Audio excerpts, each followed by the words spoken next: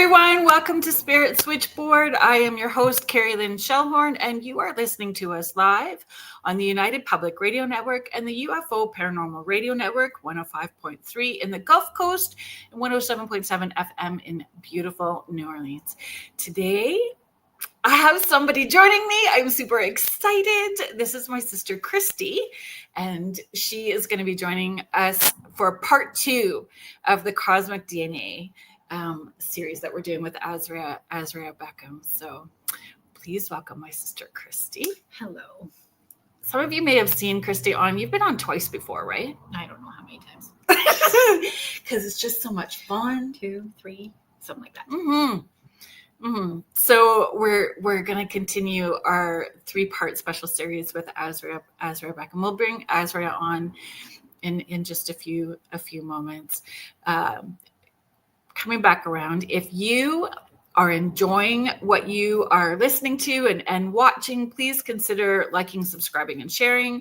You can head to uprntalkradio.com to find out more about the hosts that UPRN has, all the shows that we have. There's always new shows joining our UPRN family, and word is that we are getting an updated website with potentially a merch page. So please keep watch for all of that fun stuff that we have going on.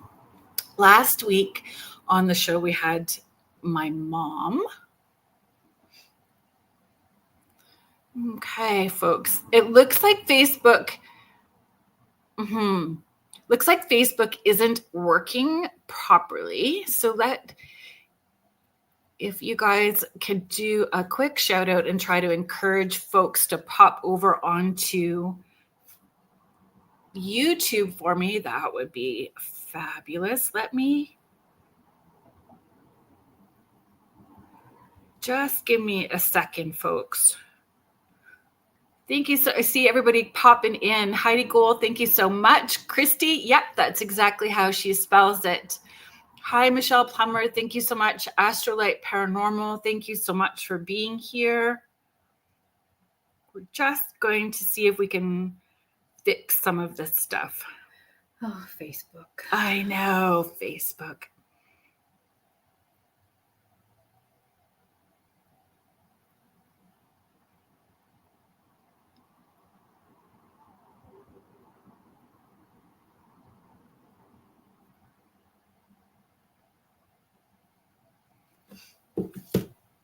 Thanks for popping over onto YouTube.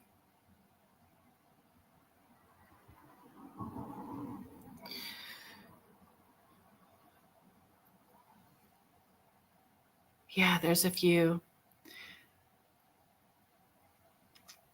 Interesting. You know, it was when we had, so last week,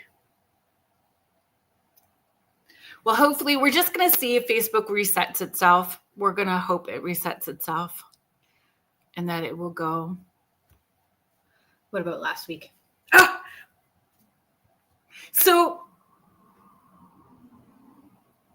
yeah, it's a Facebook thing. So it's all we can hope that it resets itself. Folks, my mom was on last week. I know that some of you were here for that. It was huge. It was huge for Mom to come on. She was so worried about it.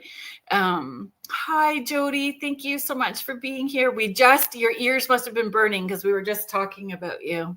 All good. All good stuff. We were talking about Guinness and hoping everybody's doing okay. Mom. Yeah. So she was super nervous about coming on the show. She was nervous. And then she's like, I don't even know what we're doing. Despite me having conversations with her repeatedly about what it is that we were going to be doing, she was quite nervous. And there was I just wanted to share too, like, I'm so proud of her because I know that she was super nervous. Mm-hmm. And like literally a few minutes before the show, my mom got an email or got word that her first cousin, right? So Evie would be her aunt. Okay. Yeah, I don't know. Lorna. Oh, yes. Yeah. So her first cousin had passed away in a car accident, and the car accident was a drunk driver. And so my mom got this information just a few minutes prior to us going live on the show, and she composed herself so well and moved through the segment really well. And I was just so proud of her. I was proud of her engaging in a conversation that was like outside of her comfort zone, and she asked questions, and she was participating. And my hope with this series too, because I adore Asria, and I find what she does fascinating. And what I was hoping people would get out of it, I saw with Mom, because Mom immediately did research, because there was things that triggered in her this awareness and aha moment. She's like, I always felt like I was meant to heal people and do healing work. And I've never heard Mom say that kind of stuff before, right? And she had never talked about having a past life regression session, like all these like stuff coming out of her. But she did some research about I believe it was in Andromeda. So we'll get Asria to confirm that. But she did this research, and she said, Kerrilynn, I found out like this is about healing work with them. And she was like putting these connections together that felt validating for her, understanding who she is on all levels. She's all about ancestry. Yeah. And DNA. And yeah, that's how I hooked her into this. Yeah. That's how I roped her in. That started all the psychic stuff. Yeah. Well, I asked her about Sylvia Browne, and she said no last week. So we have that on video, which you can go back and watch. But I remember reading Sylvia Browne's stuff. Yes. Because she had the book. Yeah, she had all of them. And we also drove 9 hours to see a psychic. You did. I didn't go with her that time. I waited in the car. Yeah. But she used to come to the one in Guelph all the time too. Yeah. There's a little bit of a grifter. Folks. Yeah. But there But it started with her. Yes. Curiosity to learn. Yes. Cindy Waghorn. Okay, Cindy. I'm thank you. Cindy Waghorn, Surrender and Shine, energy work, energy healer, fabulous bright light and being. And I'm so grateful for you popping in and saying hi, and thank you for being here. Michelle Wilfong, hello. Thank you so much for being here. Michelle Wilfong has a fabulous TikTok, My Haunted Apartment. So she post videos from her My Haunted Apartment. Astrolite Paranormal, so Victoria and Victoria has been on the show before, so you can find that segment in our archives. And I get to connect with Astrolite Paranormal at Love Life and Afterlife gallery event that I'm doing at the Station Theater in Smiths Falls, and we're going to be doing an investigation of the theater after. Cool. Yeah, I know, it's going to be fun. November 1st, folks. The whole area around Smiths Falls is supposed to be connected. Yeah, for sure. All righty. You're so welcome, Michelle. It's my pleasure. Let's bring out Asria. So researcher, intuitive, founder of Ascension Through Connection, Asria Beckham. Hi, Asria. Hi, everyone. It's so nice to be here and lovely to meet you as well, Kirsty. It really is. I think it was going on from last week's with, your mom as well. And that's just made my heart sing, the fact that she was then, it struck a chord, as you said. So, it really did. It was fun to have that conversation with her after, and she was very excited about sharing what she had researched and found. And that's the hope in this, right? That there's something that triggers that aha and it's resonating, and I know that you are coming, we're doing a 3-part series and you're coming back next week, and we're going to talk about, okay, so now what? We have this bit of information, and what does it mean, and where do we go from here, and how do we incorporate it? I have all kinds of questions about psychic abilities and ancestors and how does that go? And we're going to talk about all of that stuff next week. This week, unfortunately, so my niece Miah was going to attend, and that was huge too, because Miah is out of our family structure. We're all intuitive. Like, we all have stuff in different ways. I'm the one that jumped in and has built that muscle up as a career and has done this very publicly. You guys have experiences, and you go to Kerrilynn, go to Kerrilynn. So yeah. And your kids, right? And the kids do too. But we can comfortably talk about those things. But when it came to anything alien related, she would shake and cry, like very scared of having that conversation. And I feel even with intuitive stuff or psychic stuff, media plays a big role in that, how it's perceived and the information is given to us, whether it is through pop culture and movies or the information that we're taking in helps shape how we're perceiving that information. So that she agreed to participate in this too, and I kept saying I would never put you in harm's way. I would never put you in a position that would be hurtful to you. Right. Even for my mom, I wouldn't put my mom in a position where she would be embarrassed or hurt in any way. So we have a store here in town, and for the longest time, it had a giant ET dressed up, like 3 foot tall, and she would walk around off the sidewalk to go away from it because it just heaved her out. She was so scared of it. It was like, no. Oh, wow, that's the major reaction, eh? Yeah. And I'm friends as well too. Like, I have found, even when we are doing the seances at the house and we have the spirit box going there, it's starting to take a shift where there is something that sounds like what we would perceive as clicks and chittering. Here? Yep. Yeah, it's happened twice now. Yeah. Clicks can sometimes clicks can be a bit more of a sign, but that would be interesting. So I know even on last week's show, I think Lorelei was saying that there was like a woman's voice or something coming through as we were talking. Yeah. So there's certainly more activity recently, which is not a bad thing. A lot of people private messaged me after saying that it was almost like a second person in your room talking at the same time. Yeah. No, I just have my 4-legged, my little doggy who's literally lying on my foot, but that's it. My dogs went into, and Kristy's here, so yeah.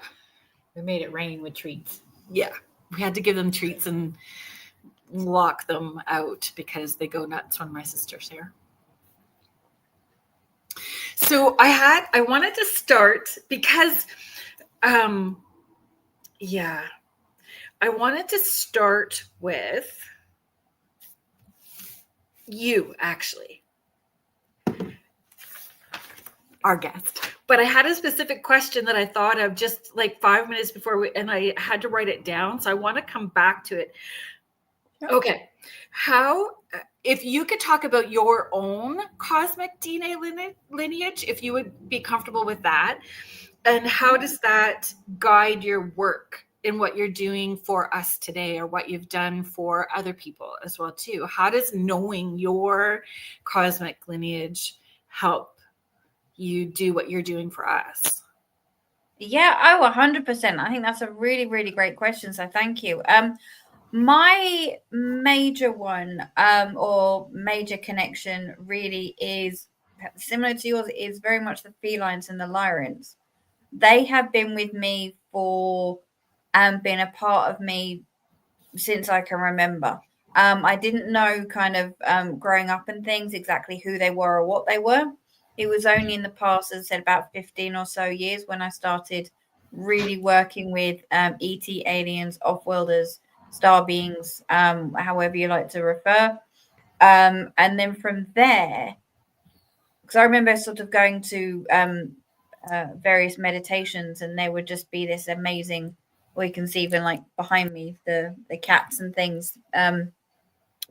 So with them, it was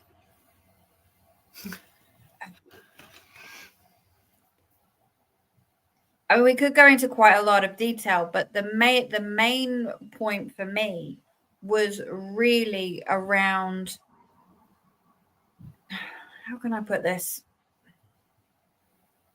Having that confirmation of exactly who they were and what they were, as I said, many years ago, kind of gave me a direction, kind of gave me a little bit more of a purpose. So with me, my journey was very, very, well, slightly different in regards to, or maybe not as very different, but kind of like from a very young age, seeing things, noticing things, seeing spirits, working with energies, seeing auras, etc.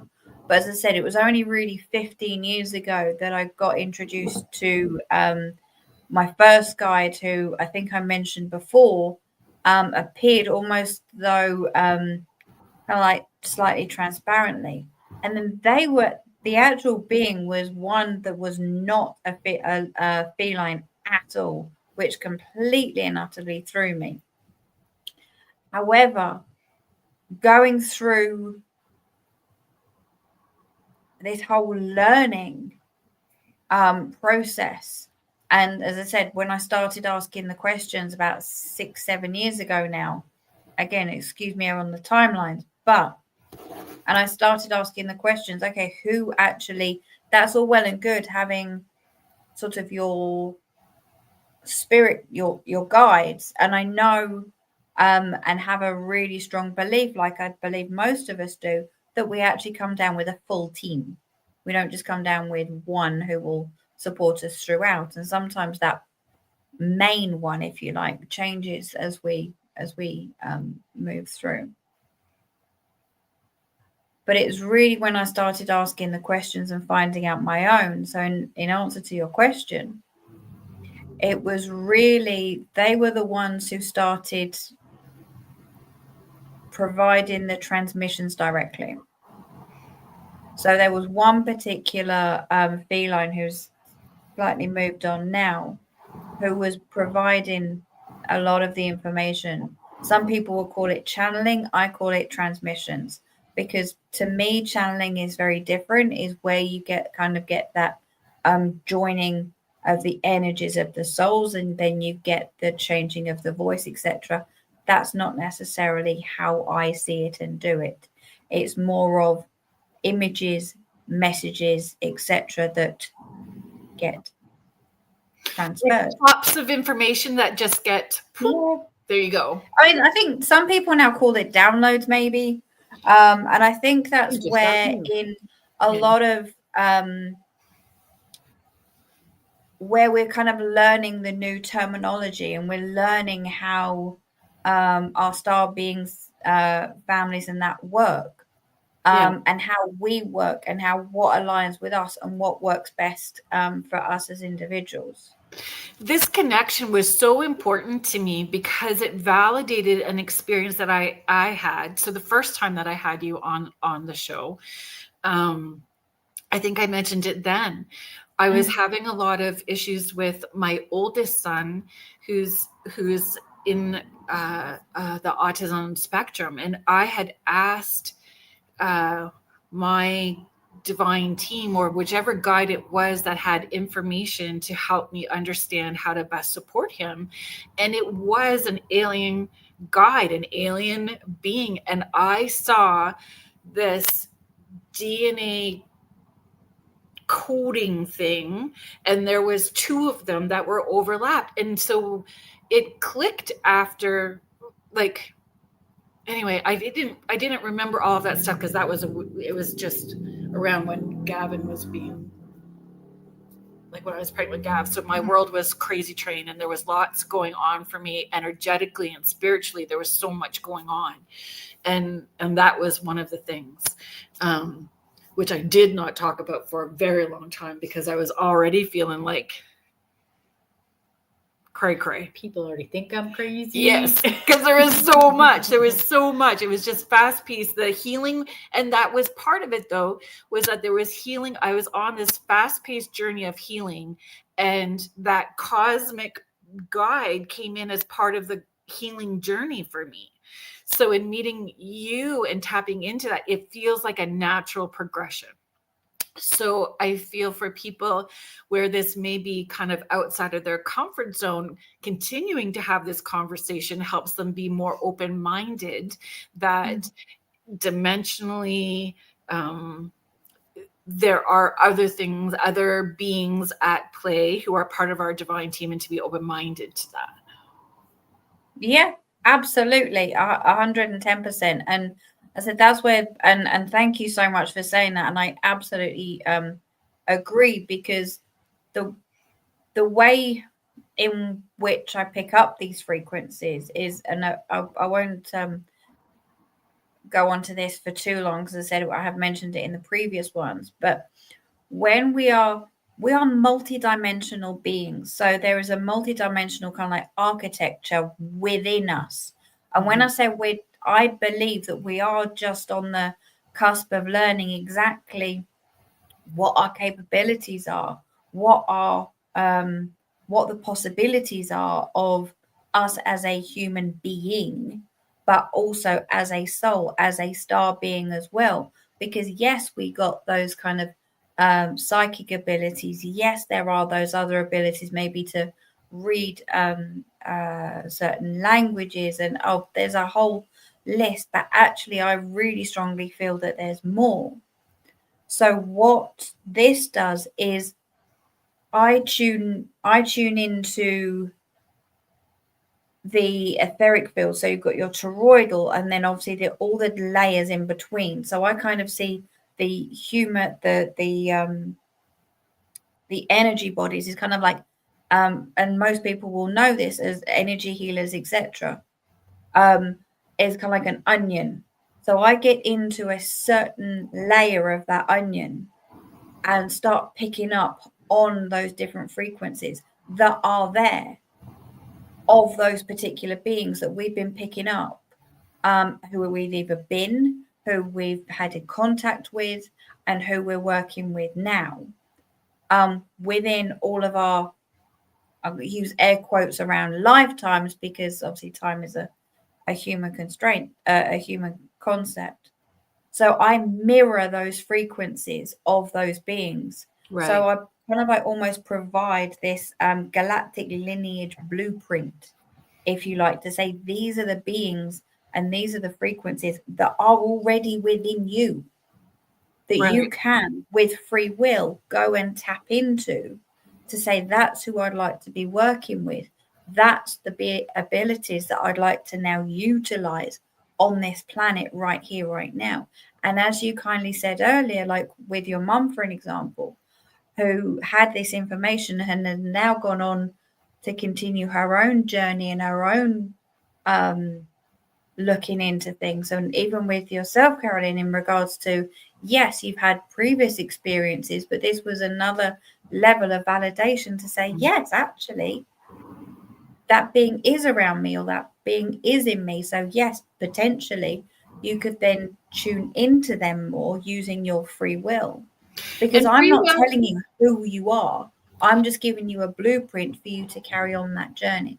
And the free will is an important part. Like, yes, the free will is there with our divine team, spirit guides, all of that as well too. They're all angels. They're all standing around waiting for us to say, okay, now you have permission to intervene. They don't intervene without our permission. Like we're giving them permission to work with us. So again, kind of moving back whatever perceived or projected notions that those beings will Yeah. No, I'm just thinking how my partner is always saying, which personality am I speaking to now? And I'm like, that's not my personality. That's my guide, Amy.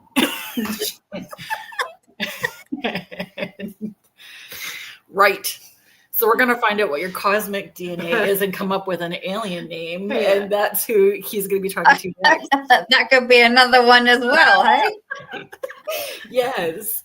But I think hearing that free will, right? And helping people, again, be more open to that.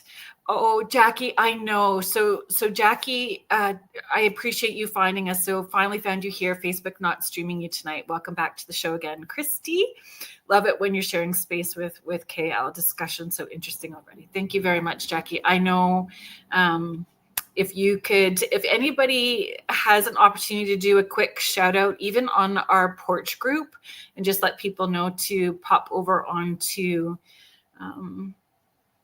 YouTube, it would be appreciated. I know it's not streaming in all the places that it should be. It doesn't look like it's streaming on Roku tonight either. So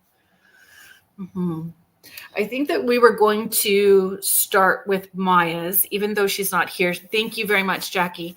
I know that she gave us permission to talk about her stuff tonight. And I'm her mom, so it'll be interesting to hear about her personalities.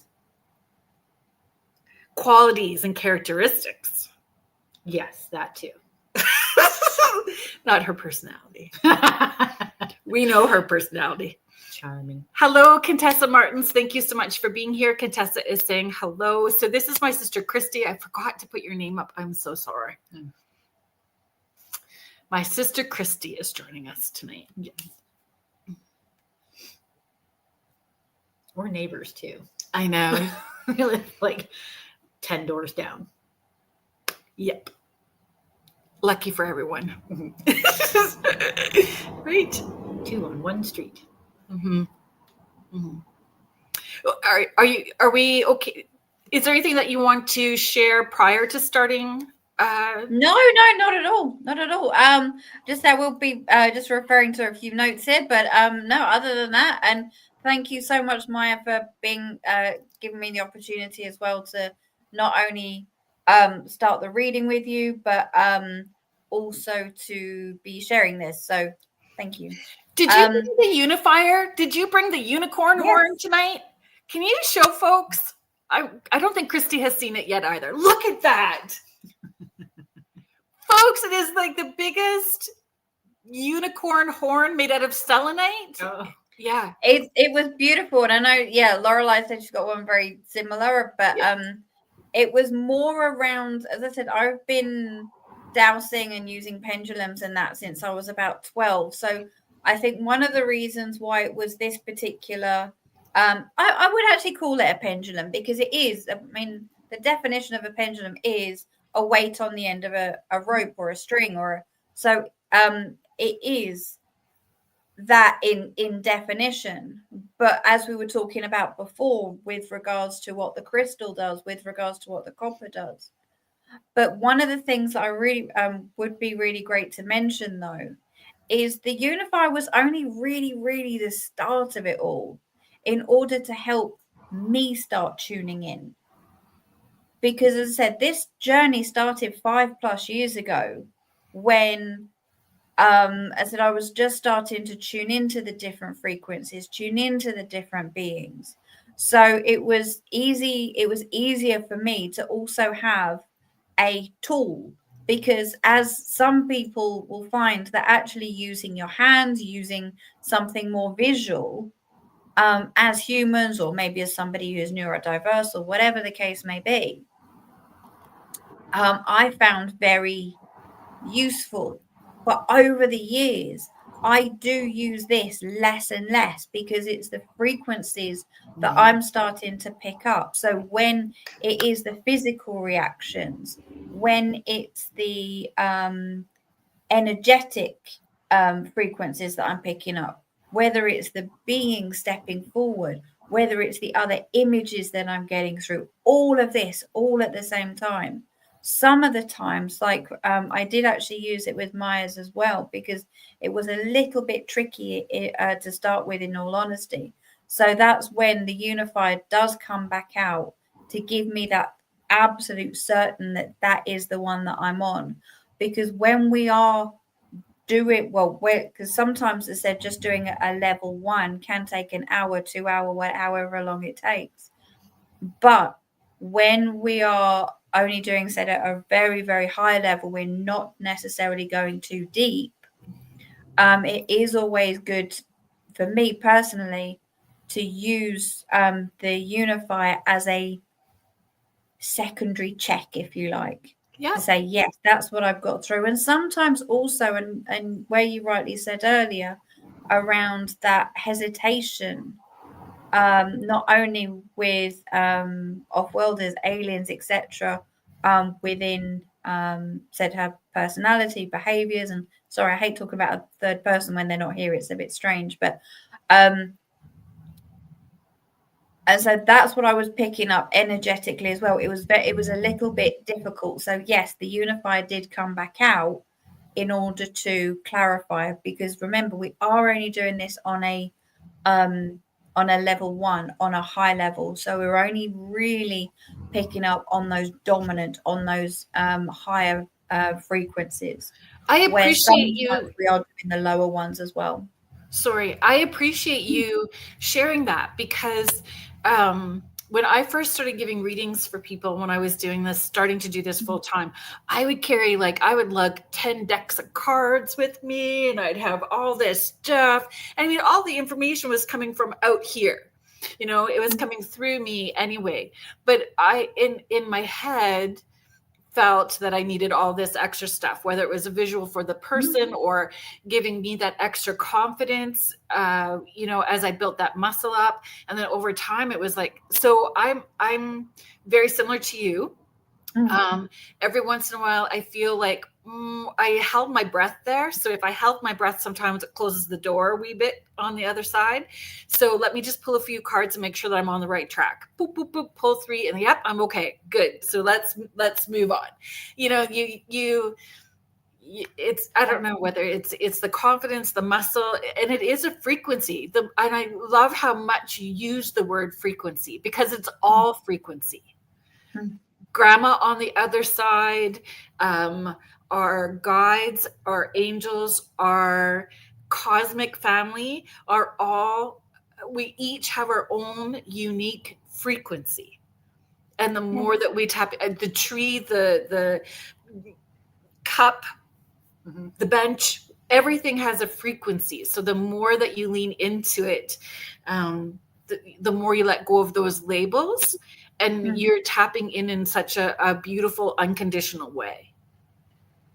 Yeah, 100%. Absolutely. And thank you so much for sharing that and validating that as well, because I think at the end of the day, it's where I was saying earlier around that we are so multidimensional, and we have these various connections, and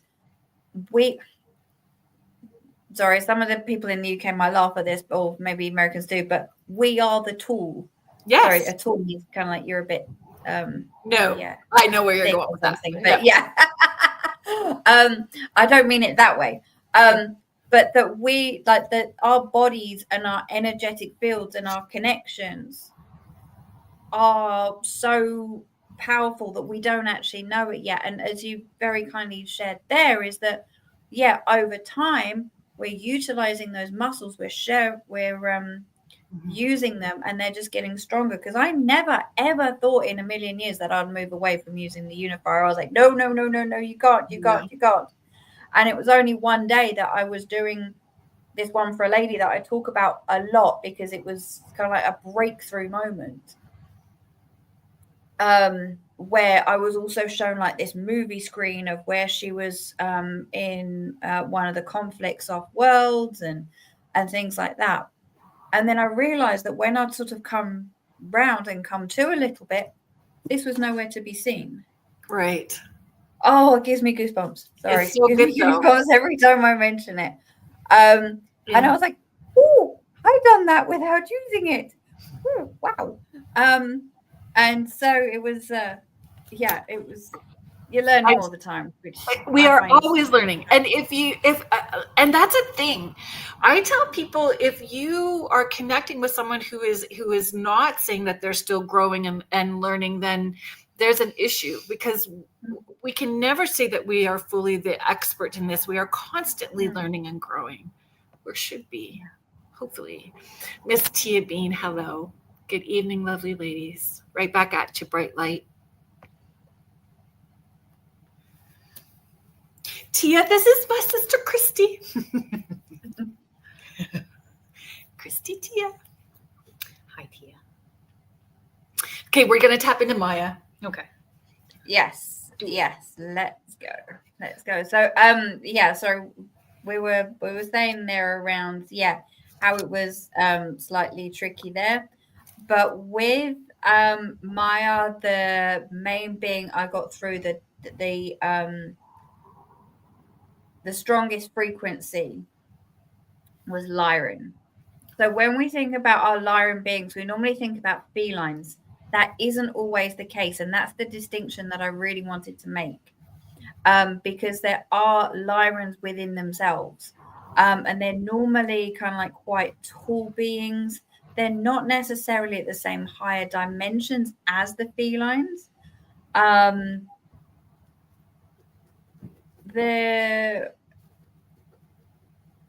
I haven't had too much connections with the Lyrans per se. I know, like with my connections, it's predominantly feline.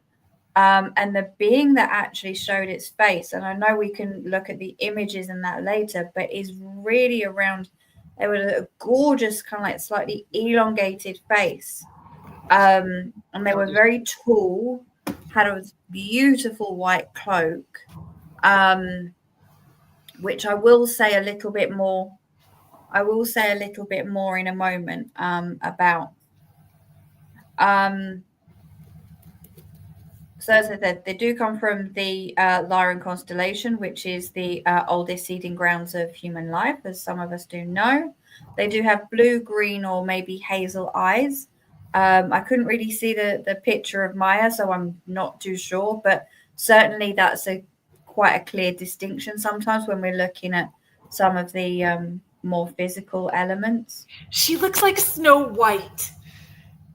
She has hazel eyes, but yeah. She has hazel eyes and dark hair and white skin. She looks like Snow White. She's stunning. Wavy curly hair. Yeah. She's stunning. She looks like Snow White. Yeah. Sounds absolutely stunning. Yeah. She doesn't look like her. No. So when we're kind of talking about more, as you said earlier, around kind of like the abilities, behaviors, etc., we're really looking at a few things, really, and I'm referring to my notes here because there were certain things that really were sticking out for me during my sessions here. Is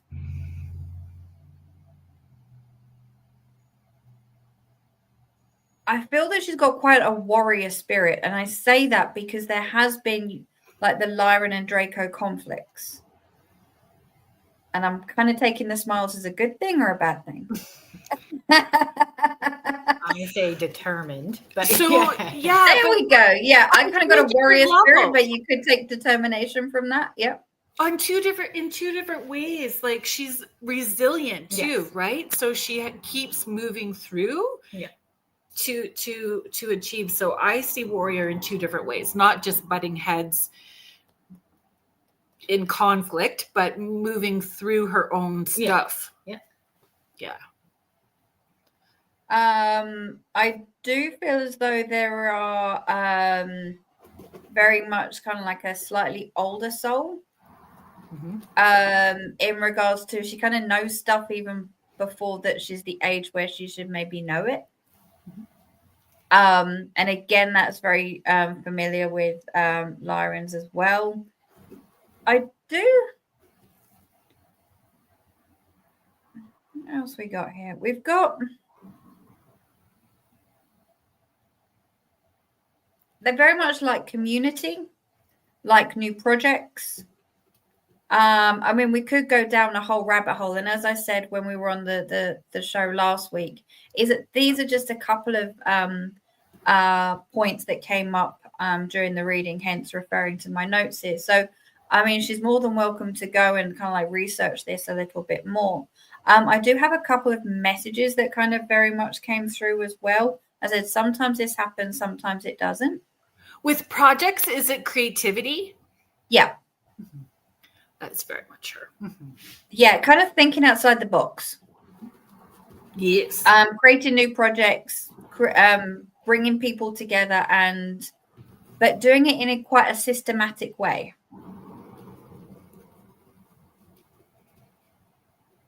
That could be developing. She's young. Might be a bit scatty at the moment, but she's got the cart before the horse, but it's there. Yeah, we're both she there. gets there. Thank you so much for being here. And Mary Jane, so good to see you. Hello, hello, hello. Let's see what else came up here. So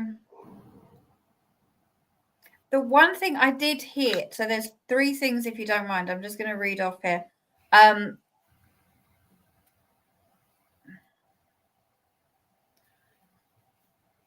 What she thought she saw wasn't as bad as it was. That will make sense either now or later, because I really feel that one of the beings that potentially came through earlier was one of the Lyrans, because they, as I said, they are very, very tall. But that was just one strong kind of line that came through. Again, using that white cloak,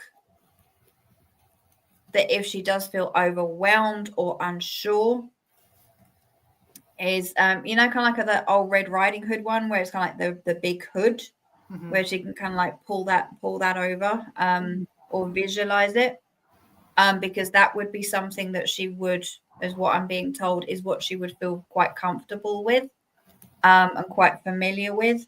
So if there's ever a time when she's maybe feeling not as confident or a bit afraid, or whatever the case may be there. I did also get, and said this is on a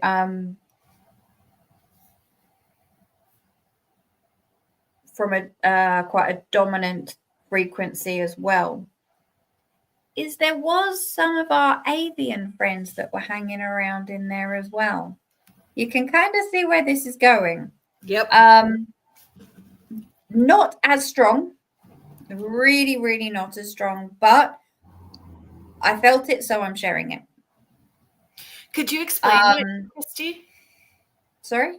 Could you explain the avian? I know we talked about it last week with my mom, but if you could share a little bit about that, please. Yeah, so avians are kind of like bird-like creatures. So bird-like beings. Sorry, I'm being told off here.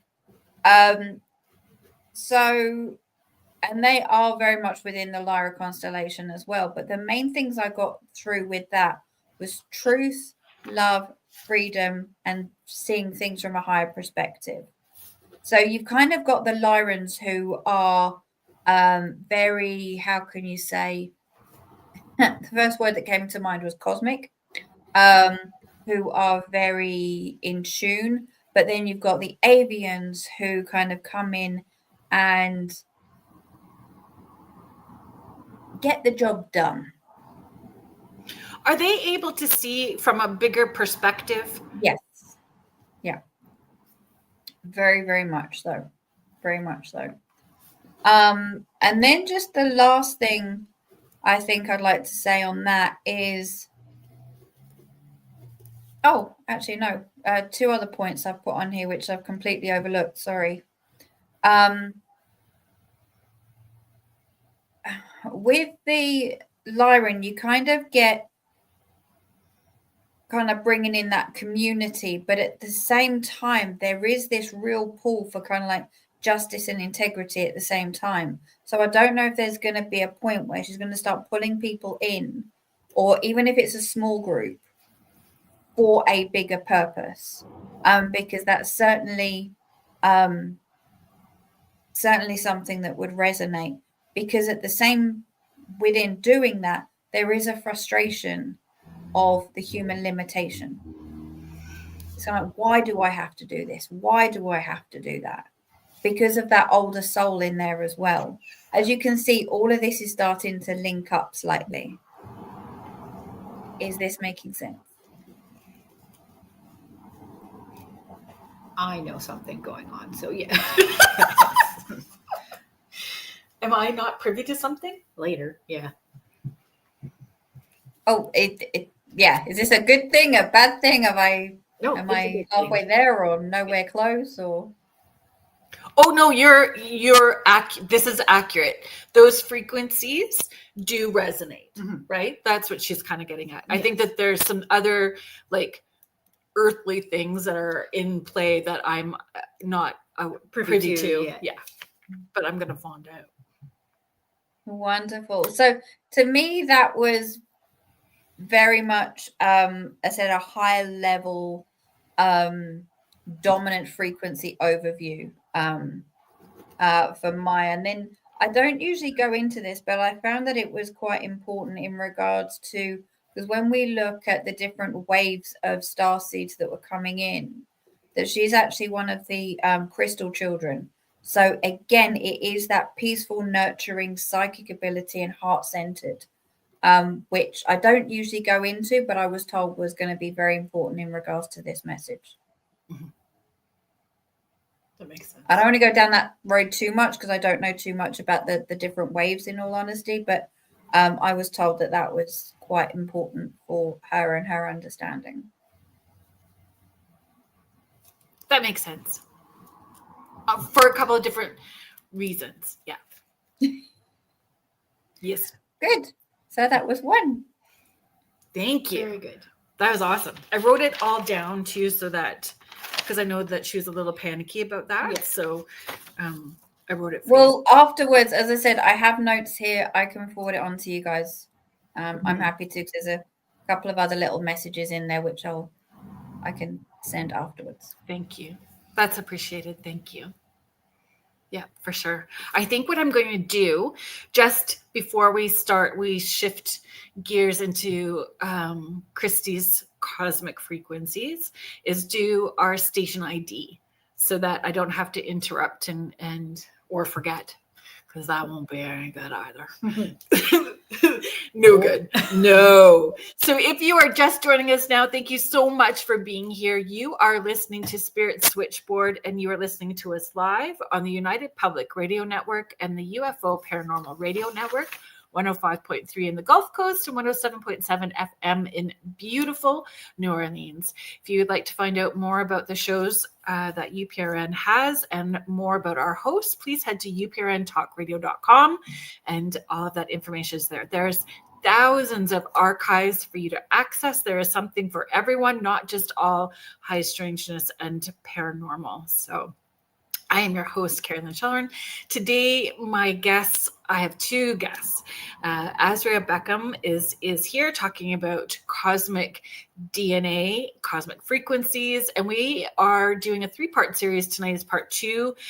We are doing a generational a look at generational frequencies. And so this has really been fascinating.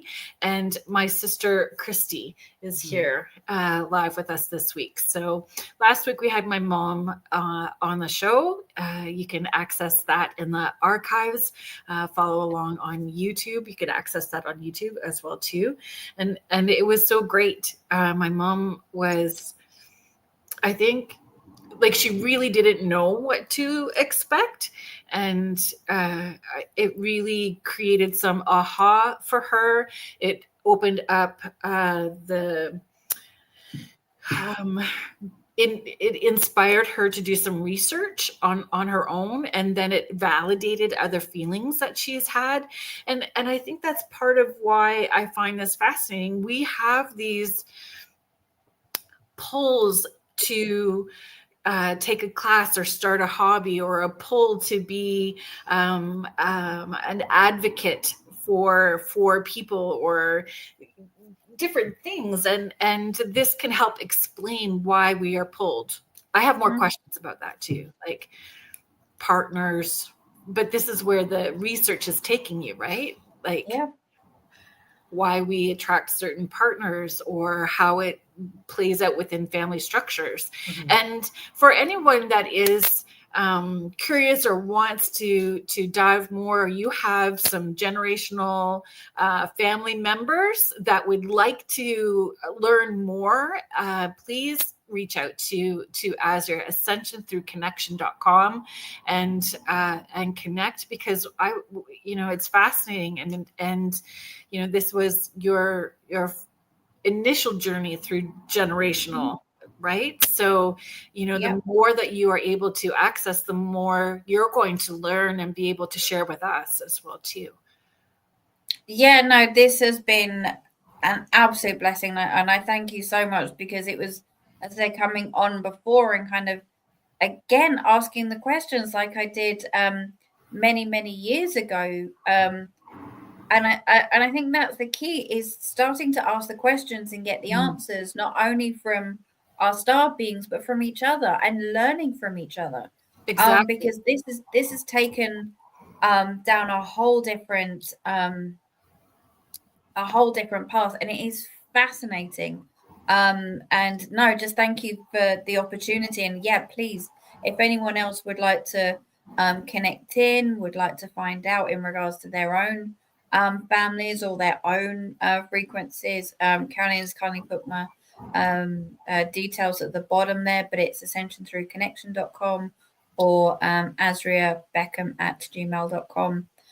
Please feel free to reach out, because as I said, this is always a learning process, and certainly with the generational one, because I've been working with clients over the past quite a while now, and it's always been on an individual basis. So to do this as a collective and a family,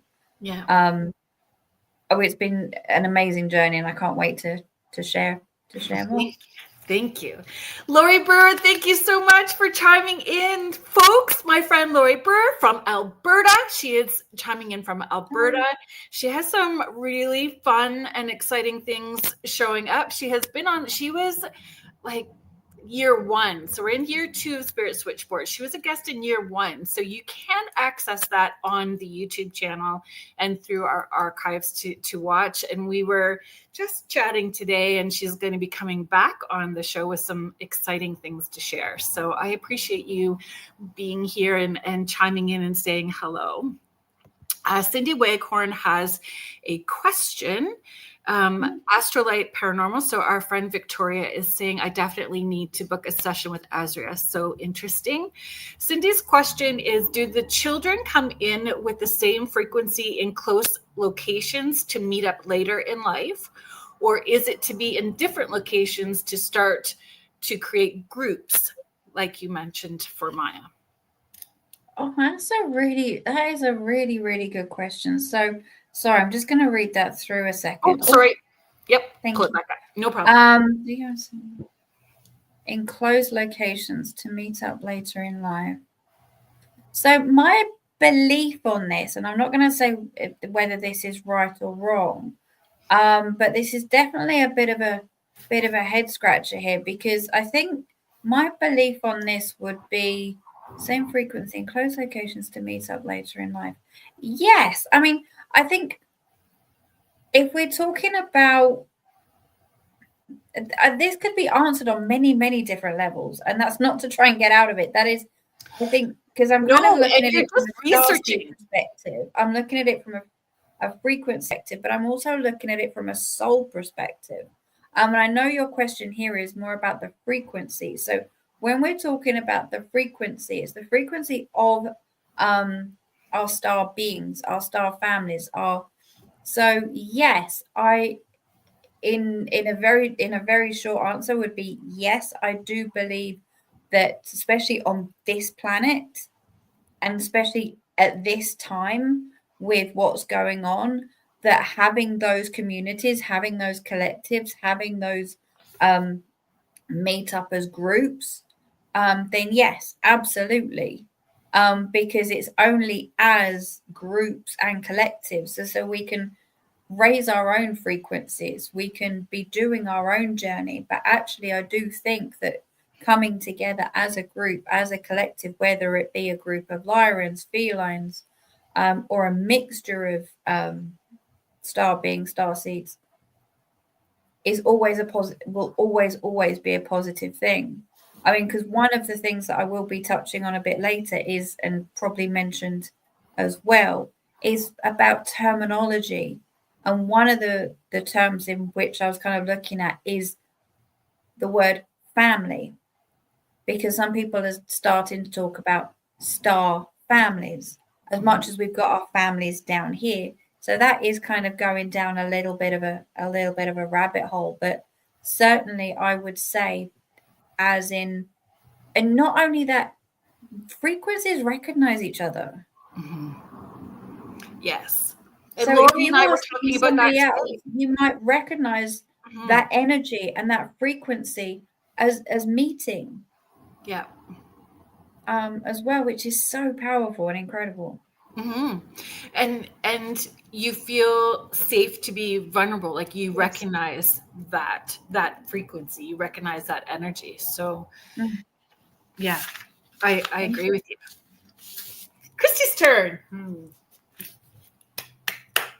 Okay, let's go. Let's see what, see how this resonates. If it resonates, that's amazing, and it makes my heart feel good. And Cindy is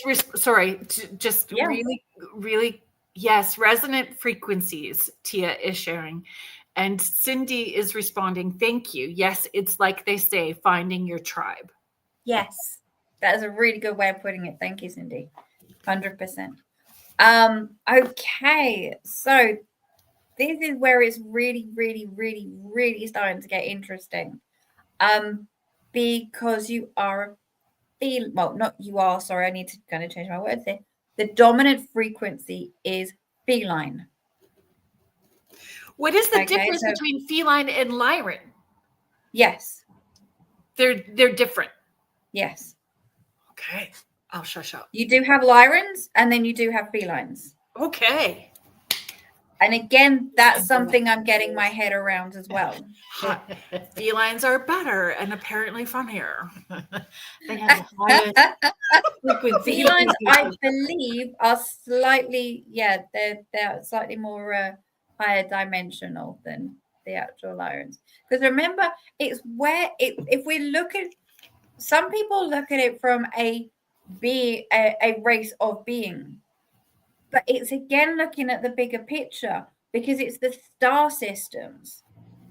And this is what I'm starting to get my head around. So it's like the Lyran star system. You don't just have one set of beings within a star system. It's like saying on Earth, you only have one race of human. Gotcha. Right. That's resonating. That's an aha moment for me. Yeah. Thank you. Lori, I'll share. Sorry, we'll share really quick. Lori is just sharing. So Lori, she had a death experience. So she said, when I was dead and came back, I could recognize the same frequencies after I came back, but in a different form. That's exciting. Thank you. That is very exciting. Thank you, Lori. Oh, it'd be great to have a chat about that. That'd be amazing to find out more about. Yeah, especially near-death experiences. I find those fascinating myself. But well, and not even near. She did. Oh, completely. Yeah. Wow. So it wasn't near. She did, and then and then came Lori. We're going to we're being careful about the way that we speak about it, right? Yes. Yeah. Okay. So feline frequency in that star system. Yeah. So this is where, as the family collective, it really started to join quite a few dots up here. But what I also got which again was fascinating, was that the being that stepped forward was more or less like a commander of a ship. Yeah.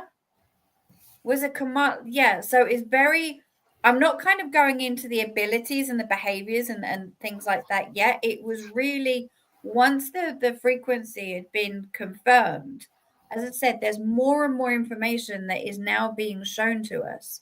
And with your one, it very much was as though they were showing me kind of like the standing at the front of this ark, this ship.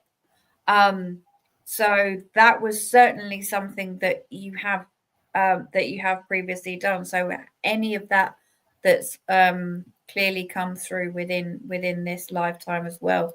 Because I know before we were saying around kind of having that, how can I put it? Having the, just looking at my other notes here, having the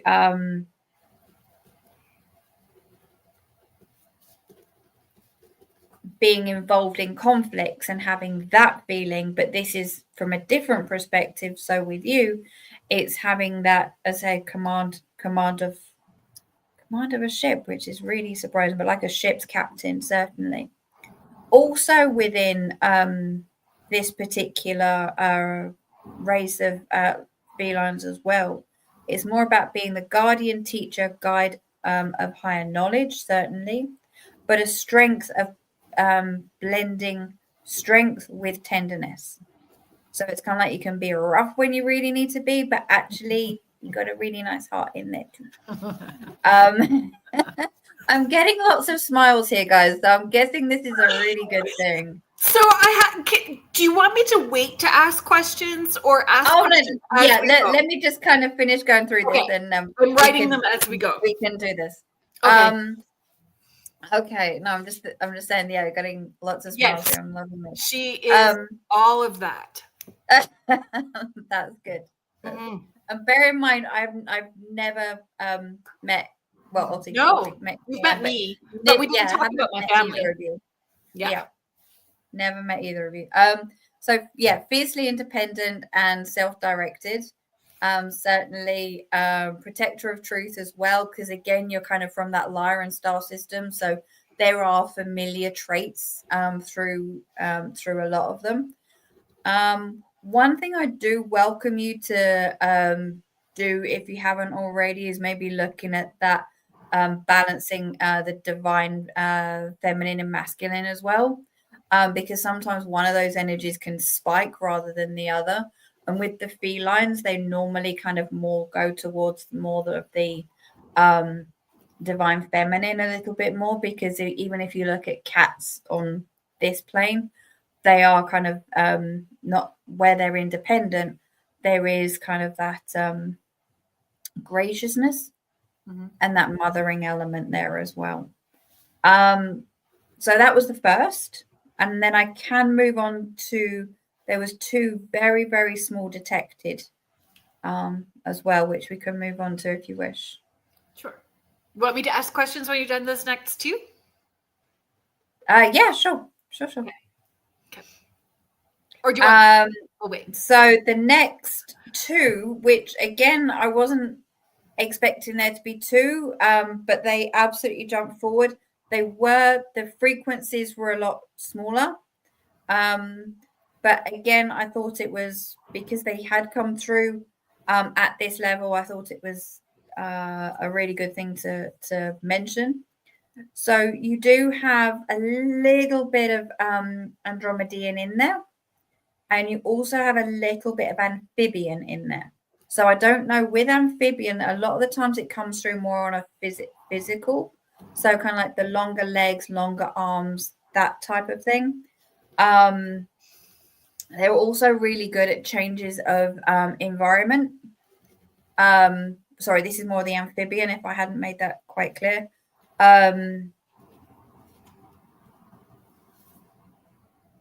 Also with the amphibian as well, I was just seeing what kind of came through in the reading earlier was the fluidity in not only movement, but kind of like how they see life as going is kind of like, if that makes any sense as well. A lot through non-verbal communication. You don't always have to say something in order to know exactly what you're saying. I'm getting laughed again here, people, so I'm guessing that's a good thing.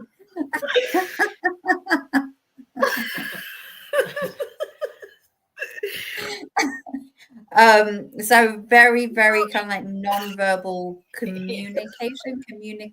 Yeah, I'm going to leave it at that. And then I'm just going to take a little step back to the Andromedans, because it was kind of like the Andromedans and then the amphibian was still a little bit there. So I think your mum was Andromeda, if I'm not mistaken. It wasn't as strong. I'm just going to emphasize that again. But certainly emotional sensitivities, yes. There wasn't really too much that came up on the behavior side, really. Doesn't really like conflict. Sometimes can be slightly emotional, sensitive. But the one thing that did come through is a very, very strong influencer. That's ringing a bell with anything. Because I did do it for Miah, I'd done it for yourself as well, in regards to the wave of beings that have come down. So it's you're more of an indigo child, and that is this. I did just copy is warrior, truth, challenge, authority, strong-willed, and so I'm trying to read my own writing here. Justice-driven. I've done it for one, so I thought it might be interesting for both of you. And then my next sheet is the overview. So that is my bit done. How do you feel? Well, I think there was some spot on.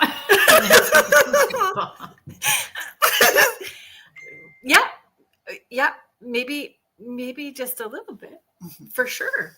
My question that I wrote down, so I was jotting notes down as we went. My question, I have a question for you too, Kristy. When you heard commander of the ship, did that make you feel exhausted? Like you're already exhausted being the commander? Yeah. So that triggered the question for me, for you, Asria. How does that, do we have cosmic frequency contracts? Like we would Akashic record contracts? I'm ready to retire. Yeah, like this is... yeah, I know that you're tired. Yeah. Emotionally tired, mentally tired. Because you have been the commander of the ship forever. I run the ship. Age 17. Yeah. Since age 17. So do we have cosmic contracts with our cosmic or alien frequencies? Do you know? I don't. Yeah, I think I know what you're saying. The short answer would be I don't believe so, but I would agree with you in regards to our contracts when we come here.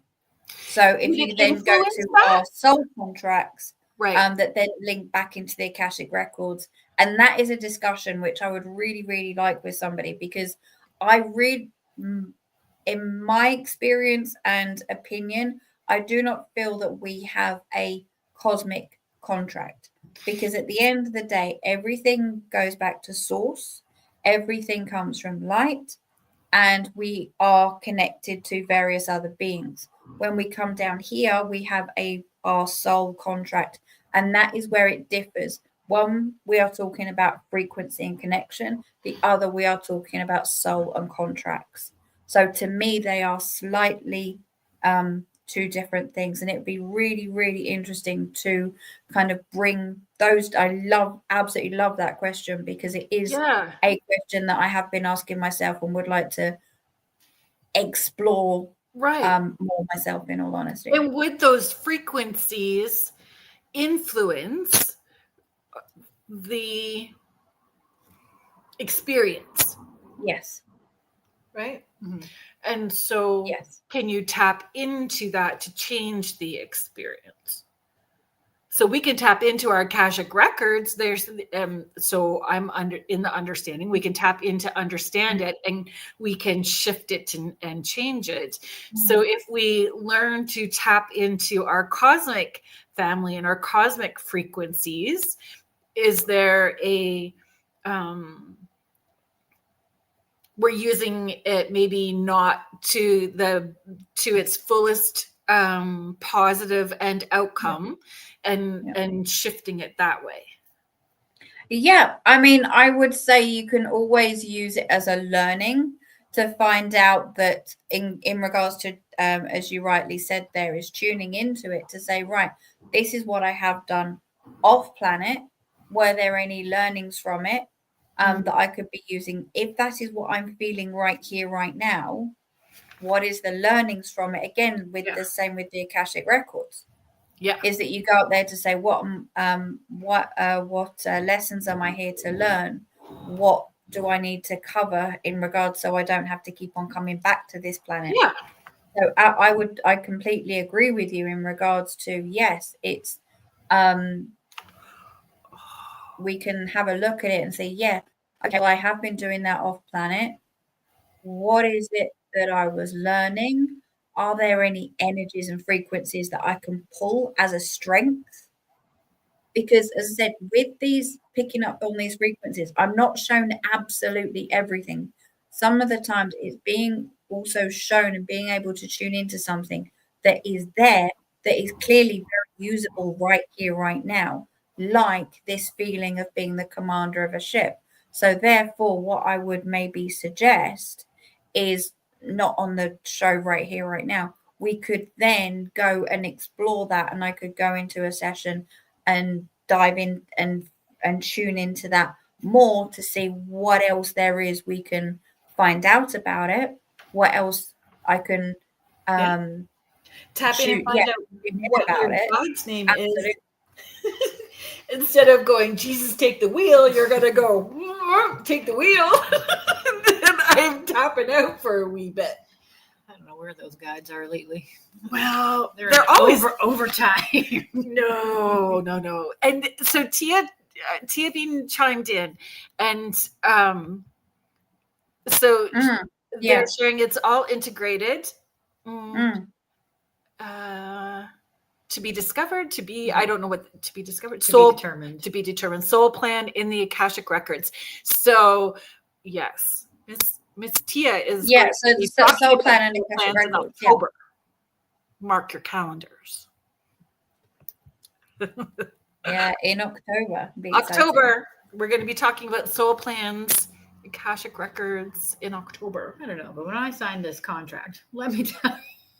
So people forget, though, that when we look at it, we're doing that from a place of unconditional love, right, and not with ego. So when we're here, we're feeling it through ego until we've figured it out and can look at it from an unconditional place. So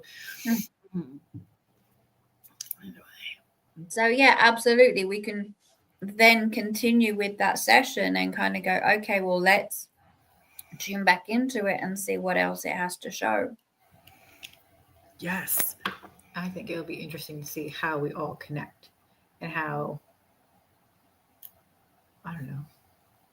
Yeah. We're there. Remember, this is only like one level. Yeah. For sure. And in doing this for you,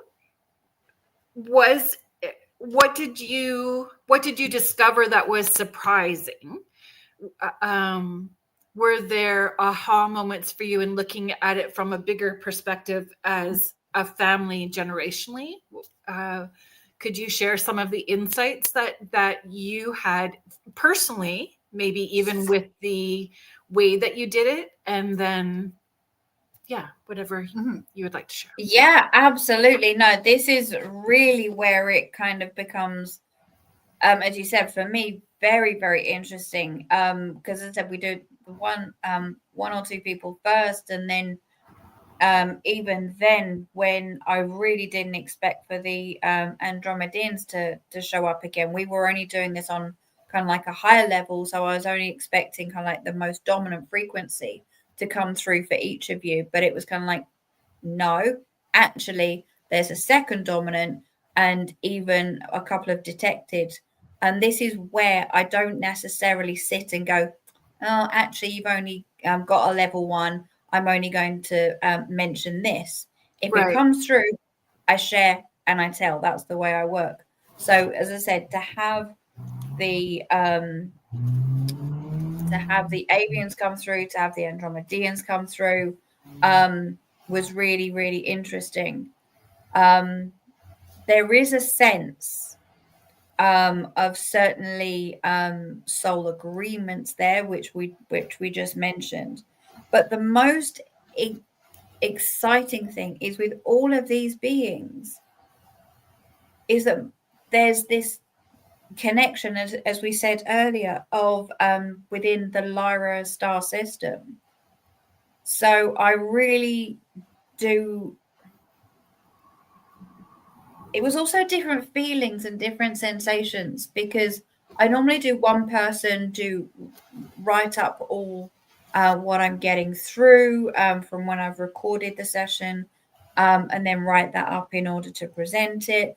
We also then sometimes go through a little bit of a meditation. I know we can't necessarily on screen now, but when I'm presenting the information, we kind of go into that meditative state slightly in order for the energies to start transmuting. But with this experiment was slightly different. So when I done yours, Kerrilynn, it was 1. Then I done your mum's. That was on a different day, but I've done it slightly differently with you guys in regards to, I done it together. I kind of was sitting in a session for, I think it was like 2 hours or something. It was mad. Yeah, I came and I was like, came out of it, was like really thirsty, really hungry, really needed the loo. And I was just like, no, I'm just going to sit here and see what comes through. And the overall energy and the overall feeling was the same for both people, which I found really, really interesting. Because normally you do one person and it feels very different, and then you tune out, do what you need to do, come back in, and if I'm then going in to tune in for somebody else. But it was almost as though it felt as though I was joining something. Oh, I'm getting goosebumps. Yeah, it's almost as though I was joining something. That's what it felt like. Interesting. Like for us. Yeah, it's almost as though it's kind of like you guys were sitting around having a cup of tea and I've just come to join you. It just felt very familiar. It felt very warm. It felt very comforting. Yeah. I mean, a lot of times, it's a different than it's not quite a sister energy with us either, right? Like I know that we're sisters, but there's a different caretaker component. Different energy. So I understand that. Yeah, I understand. So the whole experience has been very, very, very interesting. As I said, when I done Kerrilynn's, yours, and your mom's, I said that was, I done that very much as the individual, because that's how I would usually. But then I thought, let's just try this out and do 2 at the same time, mother and daughter. Let's just do it at the same time. And it was really kind of because I said I haven't done that before. I have done a mother and a daughter before, but again, different times. I think one was 1 month, one was another month. It was very different. And I didn't even realize that they were until much later on. I was like, I recognize that energy from somewhere. Those frequencies between Miah, my niece Miah, and my mom, did they feel like very separate, or did it? Or could you start to feel like a familiar line? And that's really interesting. And if I have the acceptance, maybe I'll go and tune in ready for next week, because I don't remember right now, in all honesty. No, that's okay. So I'm not going to make it up or anything. So maybe between now and next week, that is something I can pursue and come back with an answer. Lori is asking, how has your, so I'll bring it up for you so that you can see it as well too. Lori is asking, how has your gift affected your personal life, and how do you protect your balance while doing all your readings? Thank you. Yes. It was a very, very, very steep learning curve, I must confess, from doing other work to then doing this.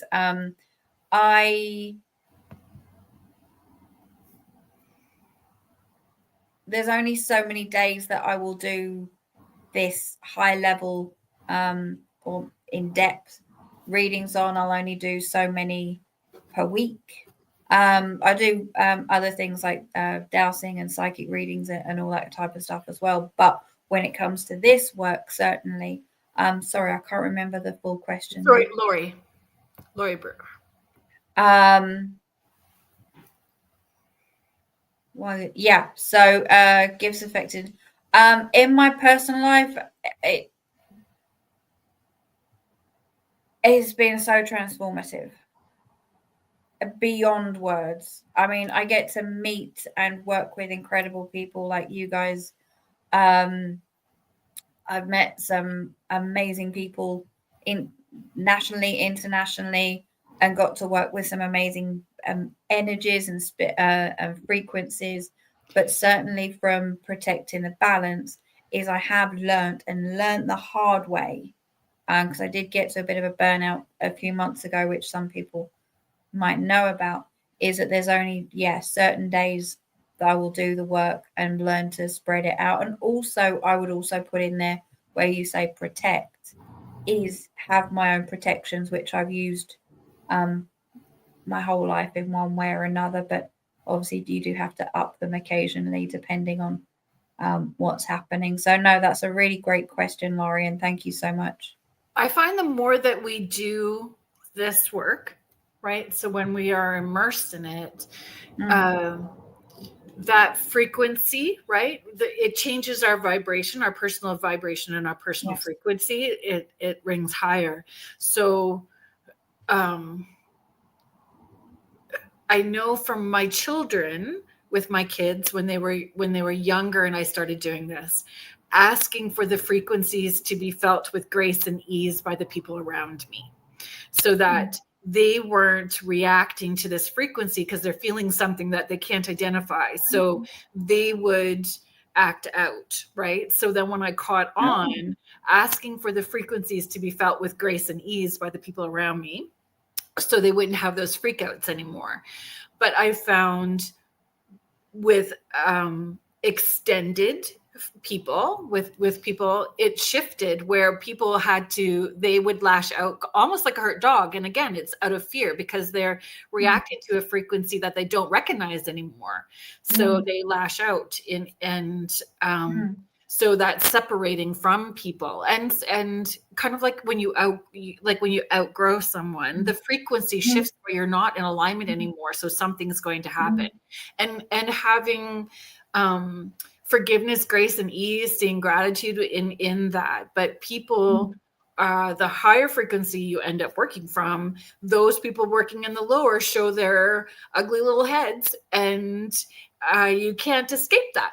So, and it's their karma train that they're working on, ours too, I suppose, if we're looking at karma in the bigger scope of it.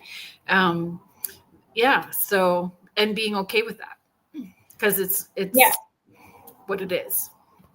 Absolutely. And I would 110% agree with that as well, in regards to there are people that have, as much as I've met other amazing people, there are others who have gone or left or fallen, or whatever term you want to use there, because their frequency and karma, etc., have been quite low. It was the wonderful Lady Dia, said to me the other day. She was like, "You are, was it spiritual? Oh God, I can't remember what the words that she used now. I was like, spiritual Valium." She said, "I just need to like talk to you for like 2 minutes, and I feel amazing." But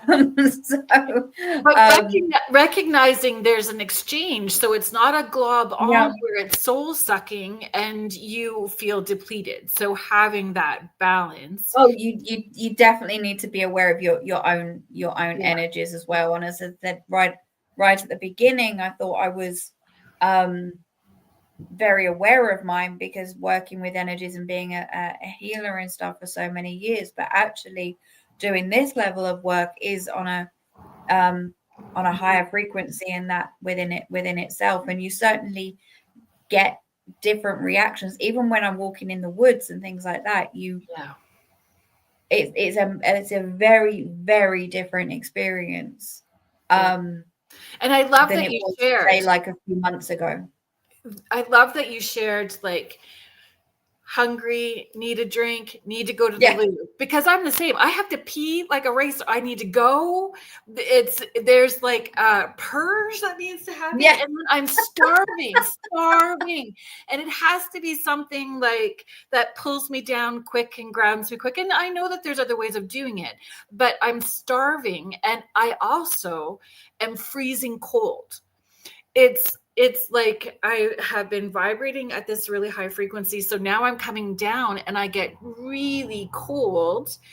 So I have something to eat. I get grounded really fast. Then I'm back to normal. And then I'm usually tired and I'm knackered and just need this space, mind numbing TV, something like that. But it used to be like for my kids when they were all home, it would, like when you're watching a horror movie or a scary movie, when they breathe out and the air is cold, so they make it so you can see the mist.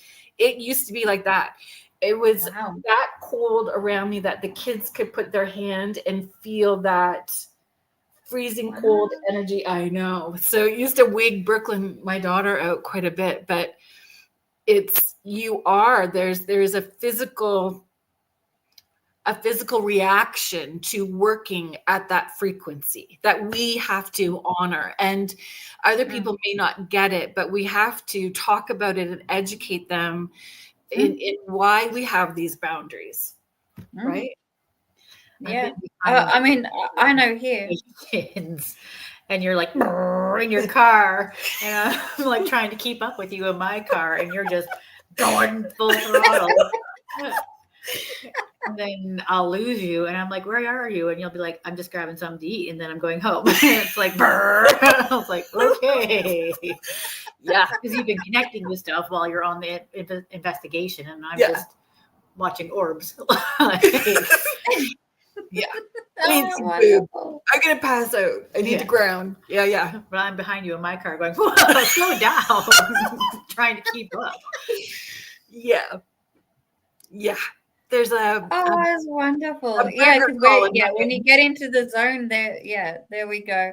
But I mean, we've just kind of come through summer here in the UK, and when I have clients and they're like, I thought it was like warm where you are, and I've got like a blanket and a jacket and everything on. I thought it was summer. Well, it could be out there, but I know that there's certain things that you put in place. Before you go and do these things. And I know when you were saying, like, with the people around you, before I would maybe step away, but now even one or two friends, and I know, like, my mom, she'll go, "What are they saying?" Yeah. It's like, you feel it too. Yeah. Or a towel. I'll do this. And then they know, like, there's something happening, right? And when the kids were younger, if I did that at the mall, they're like, "No, mommy. Nope. No, don't. Please don't." And I'm like, I'm not trying to.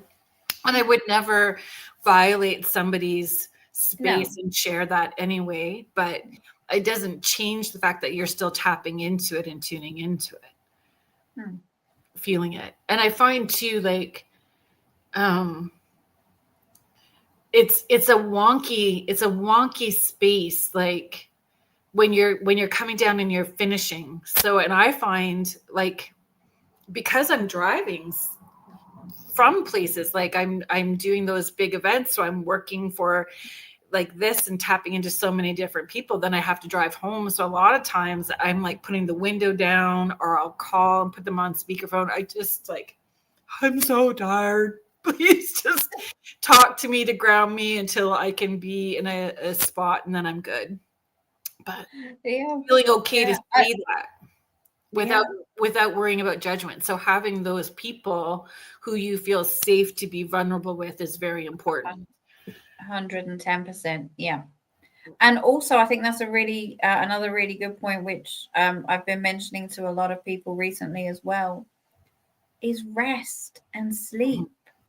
Mm-hmm. Because I mean, I like when you were saying there, when you've just done a show or an event, and I would be the same if I, like, for example, when I done the 2-3 hours, however long it was, I can't remember, session for you guys. I think it was later on that day. I went to bed at like 7 in the evening. So I was like, I'm done. I'm tired. Yeah. Where before, when Laurie was saying, sorry, around how it's like changed and everything, I used to feel really bad, kind of going, no, it's during the day. I need to be awake. I need to be doing this and doing that. And now it's kind of like, if I need to sleep or need to rest, I'm in a wonderful position where if I need to, you do what you need to do. And then as you said, you either go and lay on the couch or do what you need to do. But I think especially at the moment with the energies being the way they are, or if people are just starting to tune into their energies and frequencies and stuff, rest and just closing your eyes, whether it be for 5 minutes, 10 minutes, whatever, is, through my experience and what Kerrilynn was just sharing as well, is absolute key. Yeah. And not to feel bad about it. No, Not to feel bad about it. That's part of the journey too, right? Is learning 100%. to let go of, and the words that I use, which has been helpful, is thank you for giving me the opportunity to practice healthy boundaries. Thank you for giving me the opportunity for saying yes when I want, when it feels right, and no without guilt. Like, thank you for those opportunities to practice. And that has helped ease the uncomfortableness until it was easy to say those things. I remember when I first started doing sessions, I was doing anywhere from 6 to 8 in a day, 6 days a week for years. It was crazy how much I was working, and I cannot do that now. Like, it just doesn't. 3 tops in a day, and maybe 3 or 4 days a week. And if I'm working in the evening, I don't work during the day. If I'm working during the day, I don't work in the evening. Where I was working like crazy. It was a lot. And I just can't do it. I resonate with that. Absolutely. Yeah. I'm feeling okay as we shift and change. Like, our bodies naturally, as we age, shift and change. So we just have to give ourselves that grace, right? Yeah, 100%. And especially with the energies of the season, and as I mentioned on my YouTube the other day, is that I mean, on the 7th on Sunday we've got a full moon, and a lunar eclipse. We've got another one, I think it's like the 21st. Yeah. So it is eclipse season as well. So you will notice quite some people will notice if they're that way, very much changes with the energies outside. So it's just remembering to ground in that as well. And if you do feel a little bit tired or a little bit more tired, so I'm trying to think of another word, it's okay to sleep, because at the end of the day we're here to like continue and to do this work, as you were saying, Kerrilynn, and certainly getting to those points of burnout is not good. So for people, because you have not written our guidebook yet of all the different beings, which I'm sure is coming eventually, as you progress, right? So we will have this fabulous encyclopedia of A through Z as you are discovering more beings, because that will happen, right? Like it's different beings are presenting in those star systems, right? As the more people you meet and do this work, are there patterns that people can look for now to kind of maybe get a clue of who their cosmic or what their cosmic lineage is, like without having a session or prior to having a session? Are there things that people can look for that are maybe hinting towards a particular certainly. And thank you for mentioning the book there. I mean, it is the journey that I've gone through in order to sort of be at the point I am now. It's going to be just like a little ebook type thing to say what I started feeling and seeing and experiencing, and so on. And certainly, obviously not naming clients, but the similarities around people and places and beings and so on and so forth, that I hope will be out maybe this year. Yeah, if I can get my divine timing. Yeah, exactly. Divine timing. Yeah. And writing isn't my strong point, but it's something I know I need to very much share. And as you rightly said there as well, thank you, Kerrilynn, is that it is my journey on connecting with these beings as well. So knowing, because there is a lot of information out there from some amazing people who have also written about these beings and have experience with them and have knowledge of them as well. So there is my own knowledge that I've picked up through the years and through working with various ones, but there's also obviously the knowledge out there as well, and it's kind of bringing that together as part of my journey that's going to be in there as well. But the second part of your question around what can people kind of look at within themselves as to figuring out their own frequencies and their own connections.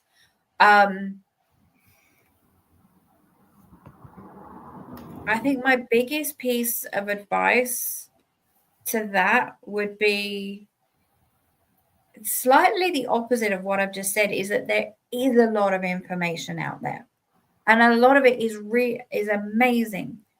But what feels right to you?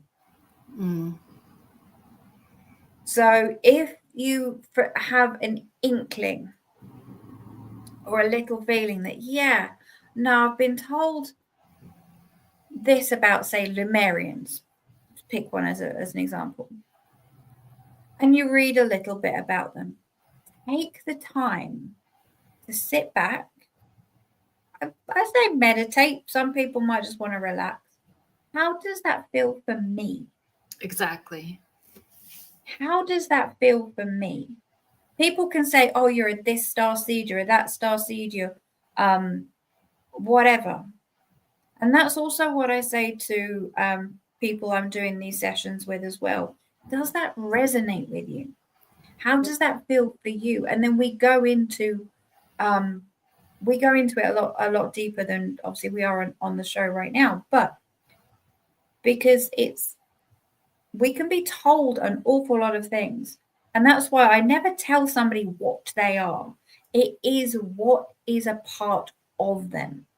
So Correct. If you're going, right, I want to know whether I'm an X star seed or a Y star seed, or if I've got Y frequency or B frequency,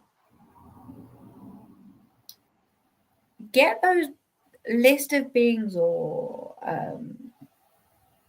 images or whatever the case may be, whatever feels right for you, and sit with it.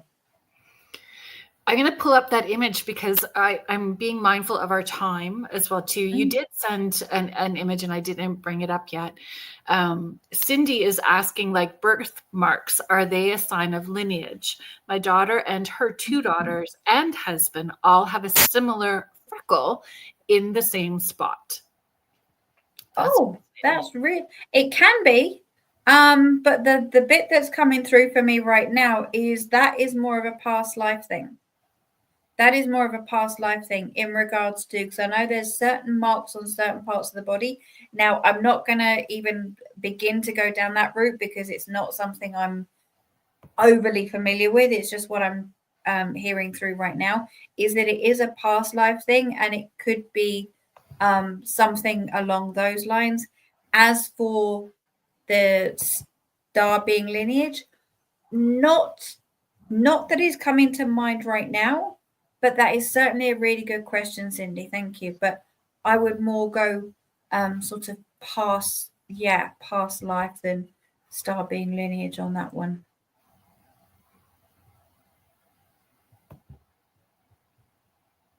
Sorry, it's just taking me a second. I've got it now.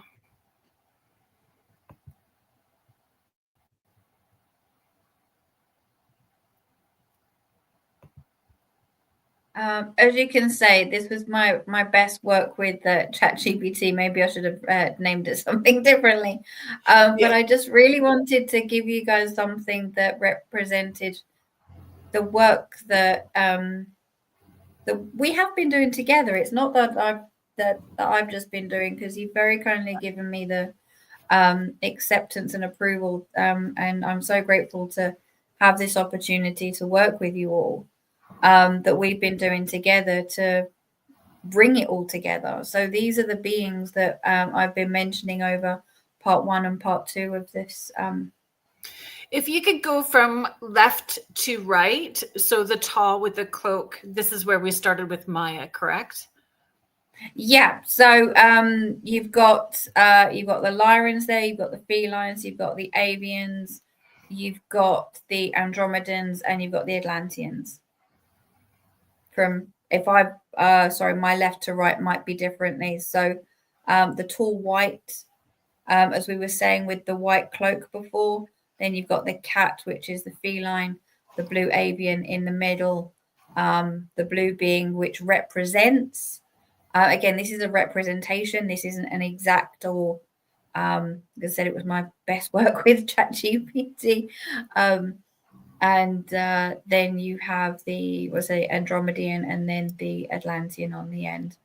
But yeah, that was just my gift to you to represent this work we've done. Thank you. So I'm just going to pull this down, and so,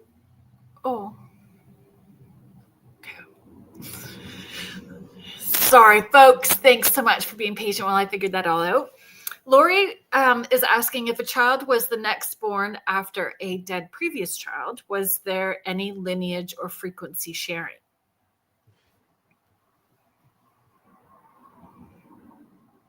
Oh, very good question. If a child was the next born after a dead previous child.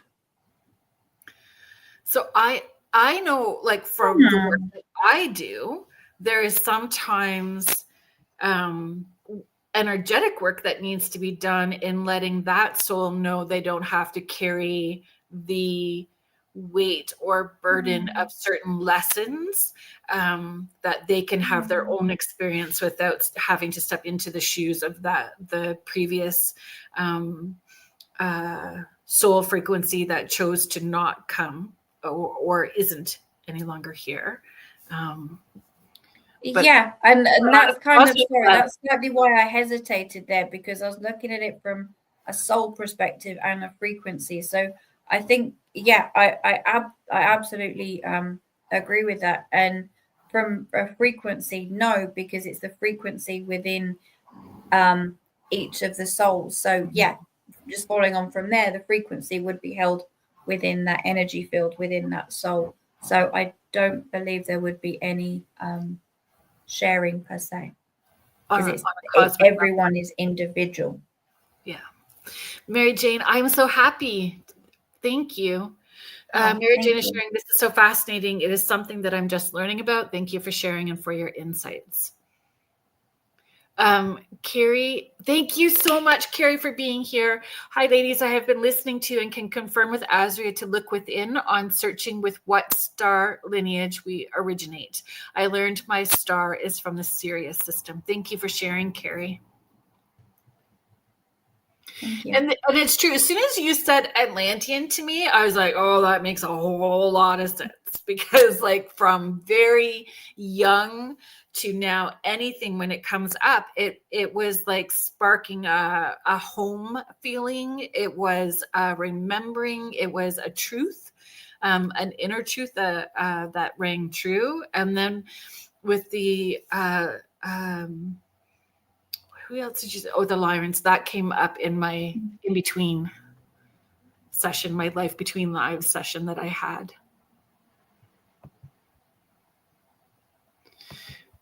Victoria is sharing. Thank you so much. So Astrolight Paranormal is sharing. Thank you so much, Asria, for sharing your knowledge. And thank you to Kerrilynn and family for allowing us to be part of your journey. Thank you so much for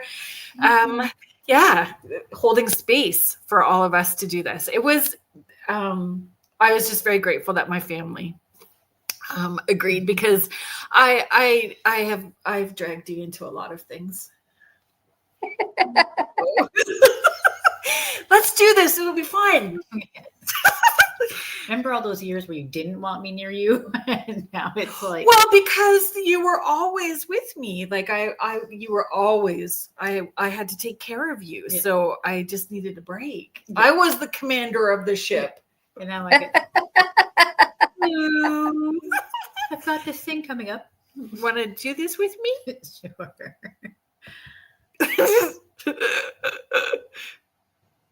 Remember, like, folks, we lived in the middle of nowhere. So we had all these different buses that we had to take to get to different schools in different districts, because we lived in the middle of nowhere. Mm-hmm. And we would get there, and I'd be having to get on the bus with all of the kids my age, because I'm 8 years older. And she'd be clinging to my leg crying, and I'd be the last one on the bus because my sister's crying, not letting go. And I'm like wanting to kick her off me. And then I was mean to you the one time, and I got in trouble for being mean. But then once I let go of you, Mr. Thompson, who looked like Tom Selleck, would take me either into the room, or I got to go on the swing set, and he gave the best underdogs. Yes. And he's in spirit now too. Oh, did you not know that? No. Oh, I'm so sorry. Oh, no. I loved him. No. He was so amazing. Yeah. He was a wonderful teacher. Yes. He was wonderful for all of us. Yeah. Especially for us who had dysfunctional homes and relationships, male role models. Like he was a very positive male role model for us as kids. Oh, how lovely. Mm-hmm. And even for our district, for our schools, we got sent some. Oh, yeah. Teachers. Yeah. But he was amazing. Yeah, for sure. Michelle Plummer, thank you so much. Michelle is just sharing, definitely a fascinating and fun show this evening. So like next week, you are coming back next week. So we are doing part 3. And so part 3, I have all kinds of questions, and it is related to also like intuitive and psychic abilities and how we incorporate that humanity as a whole. Is there a frequency that we're raising, on a cosmic level, and how does that affect us as humanity and where we are in this place? So I have lots of questions for next week, and we're just going to take it on a deeper level. So wonderful. I absolutely can't wait. This has been, I can't thank you enough. As much as obviously sharing this as well, this whole experience is, I said, I've been doing this on a one-to-one level. So as a collective, it's been absolutely fascinating, and I can't wait for next week as well. So thank you. Oh, it's fabulous. So folks, if you have family members that are open to this concept, I highly encourage you to reach out to Asria. If you're going to do it personally, please feel free to do that as well too. It is ascensionthroughconnection.com, AsriaOfficial@gmail.com. Is that correct? Asria Beckham at gmail.com or Asria Official for all social media and all that kind of good stuff. And thank you everybody for being in the chat. Tomorrow night I'm going to be on Banter with Richie B. So Bigfoot Banter with Richie B. I'm so excited about being on the podcast tomorrow night at 6 p.m. Eastern. I believe it's 6 p.m. Eastern, but I will do some posts on social media about that as well too. So like Bigfoot meets psychics. So we're gonna be hanging out tomorrow night. I'm super excited.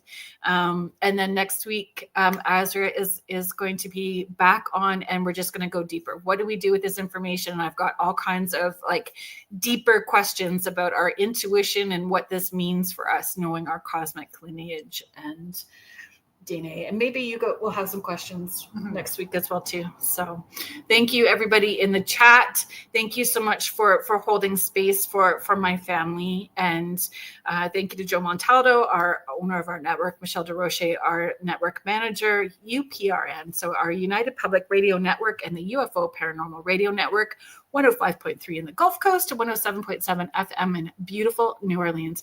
Have a great week, everybody, and we'll see you next week. Good night. Bye. Thanks, Asria. Bye.